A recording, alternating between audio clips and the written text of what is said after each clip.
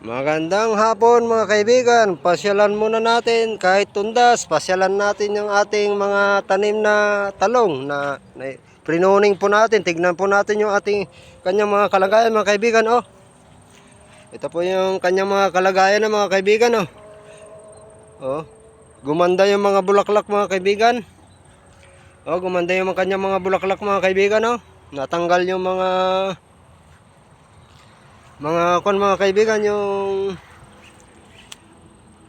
tinanggal na po yung mga wala na pong makikita, halos dilaw-dilaw na mga dahon mga kaibigan. Oh, maganda na po siya at marami na po lumabas yung mga maraming bulaklak mga kaibigan.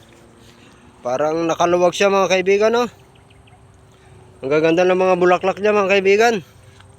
Oh, tingnan po. Yan mga bulaklak mga kaibigan. Oh, rinuning po natin yan mga kaibigan. Halos sumaayos-ayos na po siya mga kaibigan. At pasalamat tayo mga kaibigan at hindi dumapo sa atin sa Bulacan ang bagyo mga kaibigan. Hindi dumapo dito sa awa ng Diyos po mga kaibigan. Ito na po yung kalagayan niya mga kaibigan.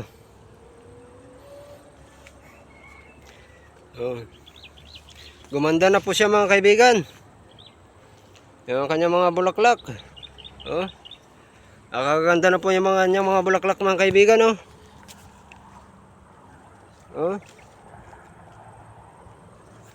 Maraming mga bulaklak mga kaibigan. Makikita nyo po, marami pong bulaklak.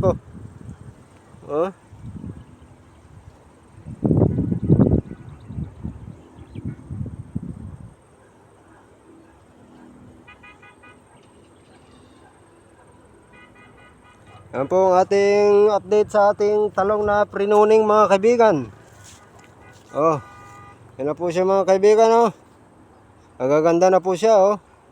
Naka-recover na po siya mga kaibigan.